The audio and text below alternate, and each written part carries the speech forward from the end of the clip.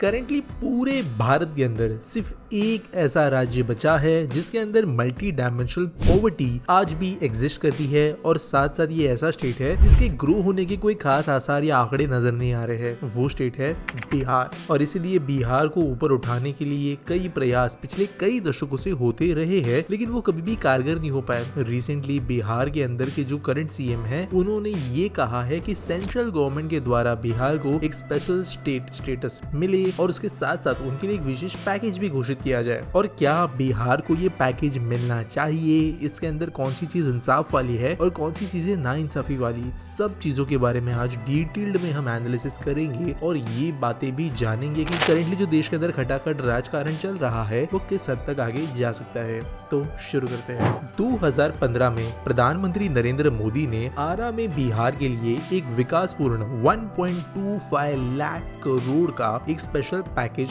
घोषित किया, जिसके माध्यम से राज्य की उन्नति को बढ़ावा देना था। जो बिहार जैसे आर्थिक और इंफ्रास्ट्रक्चर में पीछे राज्य है उनको सहायता प्रदान करने के उद्देश्य ये दिया गया था। विशेष रूप से पहाड़ों से घिरे हुए जो क्षेत्र है वहाँ पे महत्वपूर्ण विकास और अंतरराष्ट्रीय सीमा के आसपास का जो बॉर्डर एरिया है वहाँ पे डेवलपमेंट करने के हिसाब से ये पैकेज दिया गया था। आज जब यूनियन बजट नजदीक आता है, बिहार के लिए विशेष पैकेज के लिए अब मांग बढ़ रही है और 23 जुलाई को इसके बारे में हमें क्लियर भी हो जाएगा। सीनियर जेडीयू नेता विजय कुमार चौधरी केंद्र सरकार से ये विनती भी करते हुए नजर आए कि विशेष राज्य दर्जा बिहार को मिले। लेकिन ये होता क्या है? विशेष राज्य दर्जा उन राज्यों को दिया जाता है जो काफी पिछड़े हैं और उनको फाइनेंशियल असिस्टेंस की जरूरत है। बेसिकली जो बाकी सारे राज्य है जिनके पास में कोई विशेष दर्जा नहीं होता, उनको कोई भी जब फाइनेंशियल असिस्टेंस लेनी होती है तब वो 70% लोन और सेंट्रल गवर्नमेंट से 30% ग्रांट के रूप में देनी पड़ती है। 70% पैसा वापस करना है, 30% पैसा जो है काइंड ऑफ दे दिया जाता है। लेकिन जिन राज्यों को विशेष दर्जा मिलता है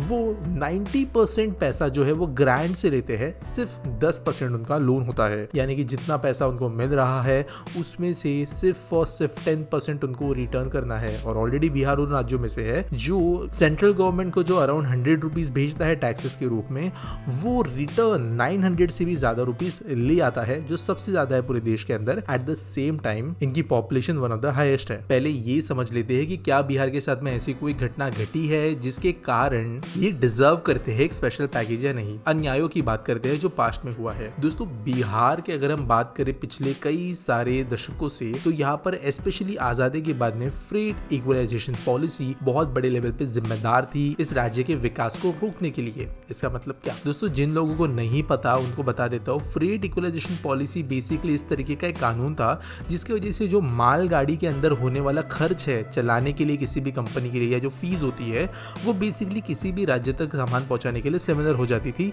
इनफैक्ट कुछ इसमें सेम या कम भी हो जाती थी। इसकी वजह से जो कई कंपनीज के लिए खनिज प्रधान बिहार, झारखंड, छत्तीसगढ़ जैसे देश थे, वहां से सामान कोस्टल एरियाज में लेकर जाना ज्यादा किफायती था। महाराष्ट्र जैसे राज्यों ने इसका बहुत फायदा उठाया। बेसिकली अगर आपको एक ही कीमत पड़ रही है सामान को कहीं पे भी ले जाने के लिए, तो बेटर ये होगा कि आप वहां पे बनाएं जहां पे आप इंडस्ट्री इजीली सेटअप कर सकते हो, जैसे कोस्ट पास में हो, ताकि आप जो है सामान तुरंत एक्सपोर्ट कर सको और बाकी रॉ मटेरियल्स भी आसपास में अवेलेबल हो। लेकिन ये जो पॉलिसी थी इसके कारण बिहार, उड़ीसा, झारखंड, छत्तीसगढ़, कई जो खनिज के अंदर काफी रिच जो स्टेट्स थे वो पीछे छूट गए। किसी भी कंपनी ने यहाँ पर आके इन्वेस्टमेंट करने के हिसाब से नहीं सोचा और ये आप कह सकते हो कि अनइक्वल ट्रीटमेंट जरूर था बिहार के लिए। और काइंड ऑफ अगर देखें तो इसकी पूर्ति गवर्नमेंट को किसी न किसी रूप से करनी चाहिए। अभी सेकंड अगर इशू के बारे में बात करें तो जब इक्वलाइजेशन पॉलिसी हट गई, लिबरलाइजेशन आया, तो बिहार की राजनीति ही उसके पीछे का मेन कारण बनती है, उसको हमेशा से पीछे रखने के लिए। इसका मतलब क्या? अब यहाँ पर अगर कारण देखे जो बिहार के इंटरनल है तो सैकड़ों है, लेकिन मेजरली यही है कि यहाँ पर पॉलिटिक्स कभी स्टेबल रहा नहीं। पॉलिटिक्स जो है वो जातिवाद हो गया, गुंडागर्दी हो गई, इस तरफ में ज्यादा झुकाव रखता था और यहाँ पे इंडस्ट्रियलाइजेशन की कभी भी कोशिश नहीं की गई। इंडस्ट्रियलाइजेशन अगर करने की कोशिश भी की गई तो इंडस्ट्री के अंदर ट्रस्ट खत्म कर दिया गया।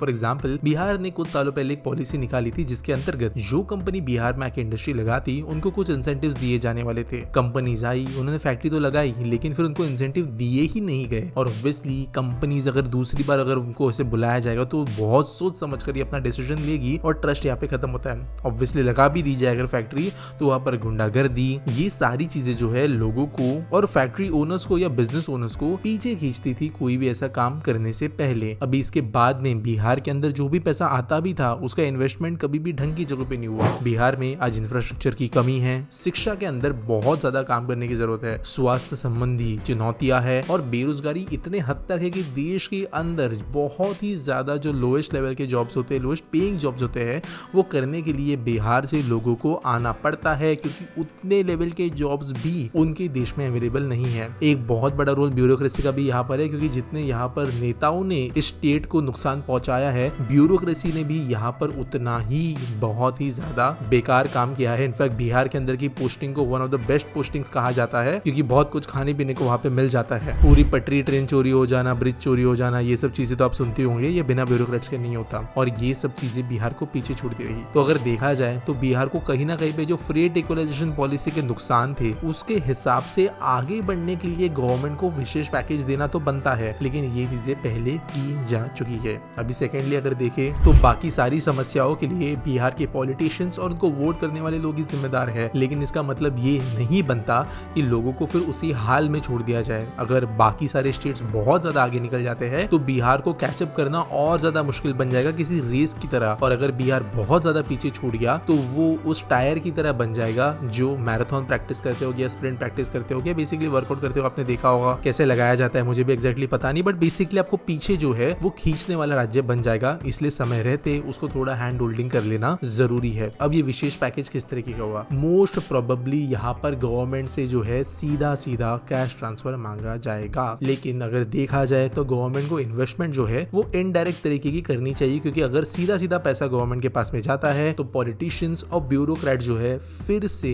कोई डेवलपमेंट किए बिना, कोई भी नंबर्स के अंदर बेहतरी लाए बिना स्टेट को जैसा है वैसा ही रखेंगे। मेरा मतलब क्या है, इससे सीधा पैसा देने के बदले अगर गवर्नमेंट इनको देती है कुछ कुछ स्कीम स्पेशल तो वो एक्चुअल में बिहार के काम आ सकती है। फॉर एग्जांपल सेंट्रल गवर्नमेंट यहाँ की स्कूलिंग संभाल ले, सेंट्रल गवर्नमेंट यहाँ पे ज्यादा इंफ्रास्ट्रक्चर प्रोजेक्ट्स देखे। फॉर एग्जांपल रिसेंटली जो नीतीश कुमार जी थे उन्होंने मुजफ्फरपुर, गया इन जैसे शहरों के अंदर भी मेट्रोस बनाने की बात की थी और मैं इनको सपोर्ट करता हूँ क्योंकि हमारे देश के टियर 3 सिटीज भी टियर 1 जो वेस्टर्न कंट्रीज में उनसे ज्यादा पॉपुलेशन होस्ट करते हैं और पब्लिक ट्रांजिट बहुत बड़ा फैक्टर प्ले करता है किसी भी लोगों के एम्प्लॉयबल अपॉर्चुनिटीज के लिए। इसके अलावा स्किल डेवलपमेंट हो गया, हेल्थ केयर हो गया, इन चीजों के लिए गवर्नमेंट जो है स्पेशल काम यहाँ पे कर सकती है। इंडस्ट्रियल ग्रोथ को बढ़ाने के लिए गवर्नमेंट अपनी तरफ से कंपनीज को इंसेंटिव्स दे सकती है सीधे सेंट्रल लेवल से, और जो किसान का वर्ग है यहाँ पर उनके लिए काफी ज्यादा स्पेशल ट्रेनिंग प्रक्रियाएं वगैरह हो सकती है। डिजिटल कनेक्टिविटी, ई गवर्नेंस को बढ़ाया जा सकता है ताकि पैसे जो आ भी रहे हैं उसका एफिशिएंटली इस्तेमाल हो वगैरह वगैरह। लेकिन मेजरली अगर कहे तो इंफ्रा, शिक्षा, स्वास्थ्य, रोजगार इन क्षेत्रों में ये विशेष पैकेज मेजरली बिहार राज्य की मदद कर सकता है। लेकिन मेरे हिसाब से अगर सीधा कैश ट्रांसफर होता है जहां पर गवर्नमेंट अपने हिसाब से कहेगी कि हम ऐसे से पैसे इस्तेमाल, तो मेरे हिसाब से ये पैसा जो है एक्चुअल में लोगों तक पहुंच नहीं पाएगा। और अनफॉर्चुनेटली फिलहाल जो गवर्नमेंटल सिचुएशन है केंद्र में उसको देखकर यही लगता है कि गवर्नमेंट को झुकना पड़ेगा क्योंकि गवर्नमेंट बनाए रखने के लिए फिलहाल बिहार का रोल बहुत ज्यादा इंपॉर्टेंट है। आपको इसके बारे में क्या लगता है मुझे कमेंट सेक्शन में जरूर बताना। मिलेंगे अगली वीडियो में।